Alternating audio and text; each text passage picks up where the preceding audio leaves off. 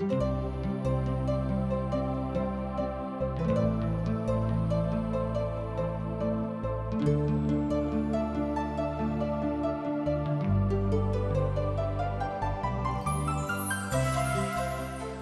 दिन मनुष्य जाति के जीवन के पाप के कारणे तरह तरह के विपत्ति, उलझन, अशांति में पड़ कऽ सच्चा जीवन के ज्योति सँ भटक गेलहुँ अछि। हुनका नहीं मालूम छनि कि जीवन के नीक ज्योति की अछि। यह लेल TWR इंडिया असक इजोत कार्यक्रम के लऽ कऽ अहाँ के बीच में प्रस्तुत कऽ रहल छथिन कि सब जनजीवन के उद्देश्य के समझ कऽ जीवनक ज्योति में आगाँ भऽ सकी आ परमेश्वरक संग हुनका मिलाप भ जाय। यह बाइबलक सिलसिलेवार अध्ययन पर आधारित अछि। कृपया कऽ अहाँ देखू, सुनू, परमेश्वर अहाँ के जनजीवन के ज्योति आ इजोत ठहरे। एक बेर और हम अहाँक अभिनंदन प्रभु यीशु मसीह के मीठ आ पवित्र नाम सँ कऽ रहल छी। तहन आजुक दिन हमरा सब यूहन्नाक रचल सुसमाचार के आखिरी अध्याय में पहुँच गेलहुँ हैं। मुदा आजुक दिन हमरा सब एहि अध्याय के समापन नहीं करब, दोसर दिन करब। तहन एहि समापन अध्याय के आरंभिक क्षेत्रक हमरा लोकनि आजुक दिन देखब। अध्याय 21 में हमरा लोकनि 3टा प्रमुख घटनाक विषय में देखब, जकरा विषय में बतायल गेल छै गलीलाक सागरक भाग तक हुनक अनुभव।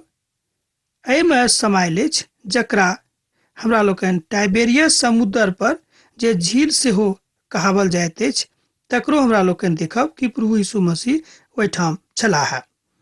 प्रभु यीशु मसीह कहाँ अपन हृदय के अपन इच्छा के अनुसार पाइ सकलहुँ हैं, एहि बातक सेहो हमरा लोकनि एहि अध्याय में देखब। मुदा आजुक दिन हमरा लोकनि ओहि भौगोलिक क्षेत्रक प्रति जे टाइबेरियस समुद्रक झील सँ सेहो कहलाबैत अछि, तकरा हमरा लोकनि देखब। ई घटना बताबैत अछि जे ओ हमर हृदय के प्रभु थिकाह। ओ हमर अहाँक सेवा के हेतु अपन जिंदगी समर्पित कैलथि। आ तैया तेसर घटना थिक प्रभु यीशु मसीह के शमौन पतरसक मृत्यु के विषय में घोषणा करैत छथि। ई घटना एहि बातक बताबैत अछि जे ओ हमर मनक प्रभु छथि, अर्थात हमर मनक बातक, हमर मनक कथाक ओ जानैत छथि। अर्थात समान तथ्य तैया भेल जे ओ कोनो तरहक एहिठाम एहन परिस्थिति नहीं देखैत छथि जाहिमे परमेश्वरक महिमा अहाँक जिंदगी में दिखाई नहीं पड़ैत अछि। संपूर्ण अध्याय में एही कथाक ऊपर विचार कयल गेल छै कि ओ हमरा सभक जीवित प्रभु छथि, आ एतबे नहि ओ हमरा सभक मनक प्रभु छथि, ओ हमरा सभक मनक बातक जानैत छथि। संपूर्ण मनुष्य जाति प्रभु के छथि, यहू बातक एहिठाम प्रस्तुतिकरण होइत अछि। एना अहाँ बाजि सकलहुँ हैं, तकर सत्यापन होइत अछि। हमर इच्छाक प्रभु आ हमर सेवक प्रभु दोनों दिशे एहिठाम हमरा लोकनि प्रभु यीशु मसीह दिस ताकि सकलहुँ हैं। अर्थात प्रभु यीशु मसीह ततेक नम्र बनि गेल छलाह कि ओ मनुष्य जाति के सेवकक रूप में सेहो प्रस्तुत होइत छथि। एहि बातक बाद यीशु स्वयं के तिबेरियास झीलक कछार पर शिष्यक ऊपर एहि तरह प्रकट कैलथि। शमौन पतरस, थोमा जे दितुमुस कहाबैत छथि, और गलीला के काना नगरी के नतनएल जबदी के पुत और 2टा शिष्य इकट्ठा भेल छलाह। सिमोन पतरस हुनका से कहलनि, हम माछ पकड़ हेतु जा रहलहुँ हैं। वो हुनका से कहलनि, हमहूँ अहाँके साथ जा रहल छी। तैं ओ घर से निकललाह और नावक ऊपर चढ़ि गेलाह। मुदा ओहि रात में ओ किछु नहीं पकड़ि सकला। एहि बातक अहाँ तेसर पद में देख सकैत छी। एहिठाम लिखल गेल छै कि ओ माछ मारबाक लेल, माछ पकड़बाक लेल घर से निकलैत छथि, मुदा ओहि रात में हुनका किछु नहीं भेटलनि, अर्थात ओ किछु नहीं पकड़ि सकलाह। गलीला के छोर समुद्रक कछार प्रभु यीशु मसीह के महान सेवकाई के केंद्र छल। अहाँ बाजि सकलहुँ हैं, हुनक देही धारणक अवस्था में और हुनक जीवित भेलाक बादो में ओ एहि लोकक हेतु एकटा बड़ सामान्य स्थान छल जे हुनका शिष्यक ओहिठाम ओ देखाई पड़लथि। अर्थात अहाँ बाजि सकलहुँ हँ कि भौगोलिक दृष्टिकोणसँ प्रभु यीशु मसीह अपन देही धारणक अवस्थामे बेसी काल ओतै छलाह। आ एना सेहो बाजि सकलहुँ हँ कि बेसी काल धरि ओ वही ठाम लोक सबके सेवा सेहो करलखिन, अर्थात एकटा सेवकके रूपमे ओहिठाम प्रस्तुत भेलाह। ओ सब ओतऽ चलि जाइत छथि और हुनका हेतु ओतऽ प्रार्थना करैत छथि। एहिठाम एकटा अद्भुत समूह थिक। हम तऽ कहब जे एहिठाम समस्या ठाढ़ करैवला लोक समूह अछि, बा समस्या ठाढ़ करैवला धियापुता सेहो ओ ढूंढैत छथि। अर्थात हमरा लोकनि देखैत छी कि संसारमे समस्या ठाढ़ करैवला आ समस्याके देखैवला बहुत लोक छथि, मुदा थोमा सेहो एहिमे एकटा रहथि। ओ समस्या ठाढ़ करैवला धियापुता छलाह जे बेर बेर प्रभु यीशु मसीहके ऊपर अविश्वास प्रकट करैत छथि आ हुनक मोन बड्ड उद्विग्न सेहो रहैत छनि। आ ओ बड्ड कोनो काजक छानबीन करलाक बादे विश्वास राखैत छथि ई काज भऽ सकैत अछि। तहन नतनेल सेहो छथि, हुनकोमे अविश्वासक आत्मा रहैत छनि। याकूब और यूहन्नाके विषयमे एहि झुंडक माध्यमसँ नाम नहि देवल गेल अछि। एहिमे सँ अहाँ बहुत केओ हुनका लेल इंतजार कऽ सकैत छी। अहाँ झुंडक दिस देखियौ जे ओ कोन तरहके झुंड छलाह आ एहि तरहके समस्या ठाढ़ करऽवला सेहो धियापुताके हमरा एहिठाम देखैत छी। तहन अहाँ बाजि सकलहुँ हँ कि समस्या ठाढ़ करैवला आ समस्याके समाधान करैके इच्छा राखैवला दू तरहके धियापुता एहि संसारमे माय बाबूके लग छनि। बहुत धियापुता एहनो होइत अछि जे सैद घड़ी माता पिताके तंग करैत छथि, वा एना कहियो कि समस्या ठाढ़ करैवला धियापुता छथि। तहन एहिठाम प्रभु यीशु मसीहके चेला सबके एहि दुआरे समस्या ठाढ़ करैवला धियापुता बतायल गेल छनि किएक तऽ हुनक विश्वास बेर बेर कमजोर भऽ जाइत रहनि। आब गलीलाके कछार पर भिनसर भऽ जाइत अछि आ ई भिनसर हुनका सभक हेतु एकटा महान दयासँ भरल प्रभुके भिनसर बनि जाइत अछि। एक बेर ओतऽ छलहुँ हँ आ जहन हमरा एहि घटनाके स्मरण भेल तऽ हम शोर पाड़लहुँ हँ आ खूब जोर दऽ कऽ शोर पाड़लहुँ हँ। एहिठाम परमेश्वरक एकटा भक्त एहि बातक अपन अनुभवमे बता रहल छथि। भिनसर होइते प्रभु यीशु कछार पर ठाढ़ भऽ गेलाह, मुदा एहिके बादो शिष्य लोकनि हुनका नहि चिन्हलखिन जे ई यीशु थिकाह। एहि बातक अहाँ 4 पदमे देख सकैत छी। हमरा दृष्टिमे एकटा सामान्य मानवीय प्रक्रिया थिक।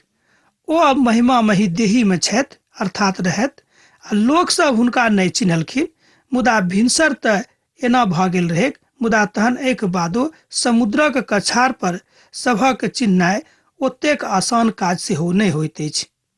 तहन यीशु हुनका सभक कहलनि, हे मित्र लोकनि, अहाँ लग की किछु भोजन करबाक हेतु अछि? ओ सब उत्तर देलनि जे नहि।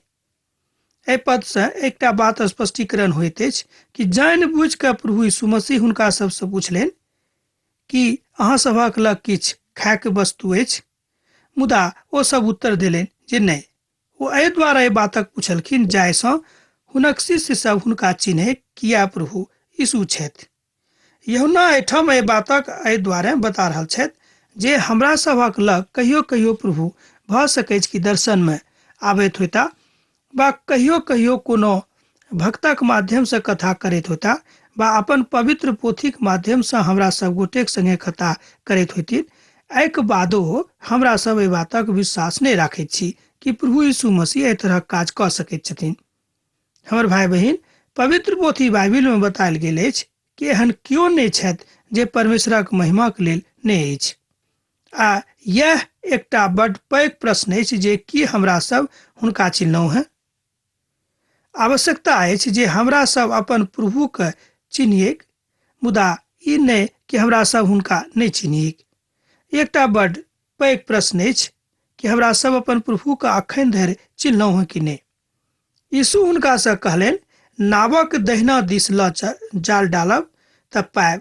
तहन ओ सब जालक डाललखिन आ जालमे ततेक माछ आबि गेलैक जे ओ माछ बेसी रहलाक कारणे ओ सब जालक खींचैमे नहि पाबैत रहथि, वा एना कहियो खींचैमे असमर्थ भऽ गेलथि। एहिठाम हमरा लोकनि देखैत छी कि हुनका सब विश्वास कयलथि। जहन प्रभु यीशु मसीह हुनका कहलनि कि अहाँ दहिना दिस जाल डालू, ओ सब डालि देलखिन। तऽ हुनका विश्वास भऽ गेलनि कि आ जाल डालि देलखिन आ हुनका बहुत भेटलनि। एहिठाम हमरा सब विश्वासके परिणाम आ ओहिसँ पहिने हमरा लोकनि अविश्वासके परिणामक देखैत छी। आ यह घटना हमरो सभक जिंदगीमे भऽ सकैत छै कि जँ हमरा सब विश्वास राखब तऽ पायब, आ जँ नहि राखब तऽ नहि पायब। एहिठाम संपूर्ण बात एहि कथाके बता रहल अछि जे हुनका लग जीवन छनि, आ जे केओ हुनक आज्ञा पालन करबामे कोताही करता, कंजूसी करता है, हुनका एहि तरहक वस्तु नहि भेटतनि। अर्थात कोनो शांतिक बाट जे प्रभु दऽ रहल छथि तकरा दऽ कऽ ओ नहि चलि सकैत छथि। एहि घटनाक्रममे हमरा सब देखैत छी कि प्रभु यीशु मसीह जीवित भेलाक बाद अपन लोकके अर्थात अपन शिष्य सभक देखाय बेर बेर पड़ैत छथि, जाहिसँ हुनका सभक विश्वास मजबूत भऽ जायक आ संसारक लेल एकटा महान घटनाके चित्रण करयवला लोक सब उपस्थित रहैक। हमर भाई बहिन, एहि तरह प्रभु यीशु मसीह ओहि सबटा बातक अभिव्यक्ति करलाक लेल एहिठाम उपस्थित भऽ कऽ मनुष्य जातिके शांति प्रदान कऽ रहल छथि। हम सोचैत छी कि हमरो सभक जिंदगीमे शांतिक बड्ड आवश्यकता अछि। हमरो सब एहि बातक बुझि सकलहुँ हँ कि मनुष्य जाति जँ शांतिमे नहि रहत तऽ कोनो काजक नीकसँ नहि कऽ सकैत छथिन। तहन ओ शांति कतयसँ आयत, एहि बातक दिस की अहाँ कहियो ध्यान देलहुँ हैं? ई शांति दिअवला स्वयं शांतिक राजकुमार प्रभु यीशु मसीह छथि। ओ शिष्य सब हुनकासँ यीशुके प्रेमके विषयमे बतौलनि जे प्रभु यीशुसँ अहाँ प्रेम राखैत छथि। आजुक संदर्भमे अहाँ एहि बातक अपन मित्रसँ, अपन लोकसँ बता सकैत छी। ओ शिष्य सब जिनकासँ यीशु प्रेम करैत रहथि, पतरस बाजलथि, ई तऽ प्रभु थिकाहा। सिमोन पतरस ई सुनि कऽ जे प्रभु थिकाहा, ओ एम्हर आबि कऽ एना कहियो अंगार राखि कऽ कसि लेलाह, किएक तऽ उधारे छलाह। झीलमे ओ कूदि गेलाह। एहिठाम हमरा लोक एकटा बातक आरो देखैत छी कि जहन पतरस एहि बातक बुझि गेलखिन कि प्रभु यीशु मसीह छथि, ओहि कालमे ओ उघारे छलाह, मुदा ओ झीलमे कुदक्का मारि देलखिन। यूहन्नाक लग आत्मिक मौन रहनि, मुदा सिमोन पतरसक लग आत्मिक मौन नहि रहनि। यहू बातक अहाँ एहि पदमे देख सकैत छी। बा एहि बातक एकटा विद्वान एहिठाम कहैत छथिन कि हुनक मन ओतेक नीक आत्मिक नहि रहनि, अर्थात हुनक विश्वासमे, आत्मिक जिंदगीमे किछु कमजोरी रहनि। तैं एहि बातक एहिठाम अभिव्यक्ति होइत अछि। पतरसक एहिठाम हृदय परिवर्तन होबयवला मनुखक संज्ञा दियल जा सकैत अछि, किएक तऽ हुनका जिंदगीमे एकटा परिवर्तन भेलनि। ओ जहन ई बुझि गेला कि प्रभु थिकाहा, तहन हुनका शरम भेलनि आ ओ पानिमे कुदक्का दऽ देलखिन। हमर भाई बहिन, एहि तरहक बात जँ हमरो सभक जिंदगीमे अछि तऽ बड्ड खुशीके बात अछि कि हमरा सब प्रभुके चिन्ह गेलहुँ हैं आ हुनक महिमाके देखनाइ आरम्भ कऽ देलहुँ हैं। ई मनुख बड्ड अद्भुत मनुख छलाह। प्रभु अपेक्षा करैत रहथि कि एहि तरहक लोकक कमी एहि संसारमे जँ नहि रहैक तऽ बड्ड नीक अछि। आ दोसर शिष्य सब नावक ऊपर माछसँ भरल जालक खींचैत अयलाह, किएक तऽ ओ सब कछारसँ बेसी दूरी पर नहि रहथि। लगभग ओ सब 200 गज दूरी पर छलाह। जहन ओ कछार पर उतरलाह, तहन ओ कहलखिन कि आगाँ आबि कऽ हमरा मदद करू। एहिठाम एहि बातक अभिव्यक्ति सेहो होइत अछि कि प्रभु यीशु मसीह ई चाहैत छथि कि हमरा सब आपसमे मेल प्रेमसँ रही, जाहिसँ परमेश्वरक राजक बढ़ोतरीमे कोनो तरहक हमरा लोकनि व्यवधान नहि बनी। हमर भाई बहिन, कहियो कहियो हमरा सब परमेश्वरक राजक बढ़ोतरीके व्यवधान बनि कऽ संसारमे उपस्थित होइत छी। ओहिमे सँ किछु आनू सिमोन पतरस नावक ऊपर चढ़लाह, आरो 153 पैघ माछसँ भरल छलाह। कछार पर खिंचलाह, एतेक माछ रहलाक बादो जाल नहि फाटलैक। एहि बातक अहाँ 8 पदसँ लऽ कऽ 11 पदमे देख सकैत छी। यह प्रभु यीशुके अंतिम चमत्कार सेहो अहाँ बाजि सकलहुँ हैं कि प्रभु यीशु मसीहके एहि संसारमे कयल गेल अंतिम चमत्कार रहनि। मुदा ई चमत्कार हुनक देही धारणा कालमे नहि, मुदा जहन ओ आत्मिक देहीमे छलाह, अर्थात महिमा के देही में छलाह ओहि काल में केने रहथिन। प्रभु के नाव पर सँ हमरा लोकनि जँ उतरि कऽ दोसर ठाम चलि जायब तऽ हमरा सभक जिंदगी अनर्गल भऽ जायत, अर्थात खराब भऽ जायत। तैँ हमरा सभक आवश्यकता अछि कि प्रभुक नाव में हमरा लोकनि रही। आ जँ हमरा सब प्रभुक नाव में रहब तऽ एहि महिमाके बड्ड नीकसँ बुझि सकैत छी। किएक तऽ जहन हमरा सभक प्रभु अपन नाव में बजा रहल छथि, किएक हमरा सब एम्हर उम्हर देख रहल छी आ दोसर दिस आशाक साथ आशाक बाट बना रहल छी। संसारक कोनो आर दोसर वस्तु आशाक बाट नहि बनि सकैत अछि। जँ प्रभु यीशु मसीह अहाँक जिंदगी में छथि तऽ सबसँ नीक आशाक बाट, आशाक इजोत वएह थिकाह। दोसर कुरिन्थियों पोथी तकर 5 अध्याय आ तकर 16 पद में एहि बातक अहाँ देख सकलहुँ हैं। जँ अहाँक लग पवित्र पोथी बाइबिल अछि तऽ तकरा अहाँ पढ़ि कऽ देख सकैत छी जे ओतय की लिखल गेल अछि। यह कारण अछि जे प्रभु यीशु मसीह के जीवित भेनाइ मनुष्य जातिक लेल एकटा महान आशाक संदेश अछि। अर्थात जे कियो हुनका अपन उद्धारकर्ताक रूप में ग्रहण कयने छथि, हुनका लेल ई कथा और बेसी आत्मिक भऽ जाइत अछि, बा एना कहियो हुनका लेल और महान आशाक बाट खोजैत अछि। हमर भाई बहिन, एहिठाम बहुत तथ्यक हमरा लोकनि देख रहलहुँ हैं जे प्रभु यीशु मसीह के जीवित भेलाक बाद भऽ रहल अछि। सबसँ बेसी आ जे मुख्य बात अछि ओ बात थिक ओ अपन शिष्य सभक तैयार कऽ रहल छथि कि अहाँ सब निराश नहीं रहू। अहाँ सब किएक निराश भऽ गेल छी? अहाँ सब किएक डेरा गेल छी? अहाँ सब किएक लुकायल छी? ई सबटा प्रश्न प्रभु यीशु मसीह हुनका बता रहल छथि आ हुनका आशा दऽ रहल छथि। अर्थात हमरो सभक आवश्यकता अछि कि हमरा सब नहीं डेराउ आ जे किछु प्रभु हमरा सभक बतौने छथि तकरे अनुसरण कऽ कऽ आ हुनके बतावल बाट दऽ कऽ अपन जिंदगी के चलाबी। तहने हमरा सब हुनक महिमा के खूब नीकसँ बुझब आ चिन्हब। आ जेना हुनक शिष्य हुनका नहीं चिन्हलखिन समुद्रक कछार पर, भऽ सकैत कि हमरो सब हुनका नहीं चिन्हबनि जँ हमरा सभक विश्वास कमजोर रहत। तैँ हमर भाई बहिन, आवश्यकता अछि जे हमरा सब अपन विश्वासक खूब मजबूतीक साथ आगाँ लऽ चली। एहिठाम प्रभुक महिमा में अहाँ ओहि सबटा बातक देख सकैत छी। प्रभु यीशु हुनका कहलनि, आउ भोजन करू, मुदा कोनो शिष्यक एहि बातक साहस नहीं भेलनि जो हुनका संगे जायत बा हुनका से पूछतनि जे अहाँ के थिकहुँ हैं, किएक तऽ ओ सब जानैत रहथि जे ई प्रभु थिकाह। एहिठाम एकटा बात जे एहि पद में उभरि कऽ सन्मुख में आबैत अछि ओ थी कि हुनका सबके परमेश्वरक प्रेमक भय भऽ गेलनि। हमर भाई बहिन, ई बड्ड नीक बात अछि। यीशु अयलाह आ रोटी लऽ कऽ हुनका सबके देलनि आ यीशु माछक सेहो एहि रीतिसँ देलनि। ई दुनू पदक ऊपर हमरा सब खूब नीकसँ विचार कऽ सकैत छी कि प्रभु यीशु मसीह एहि संसारक रोटी दिएवला, अर्थात जतेक काल धरि हमरा लोकनि एहि संसार में मनुखक देही लऽ कऽ चलि रहल छी, ओहि देही के मालिक, ओहि देही के त्राणदाता आ ओहि देही के रक्षा करऽ वाला वह छथि। किएक तऽ परमेश्वर एहिठाम प्रभु यीशु मसीह के मनुष्य जाति के महान सेवकक रूप में प्रस्तुत कयने छथि।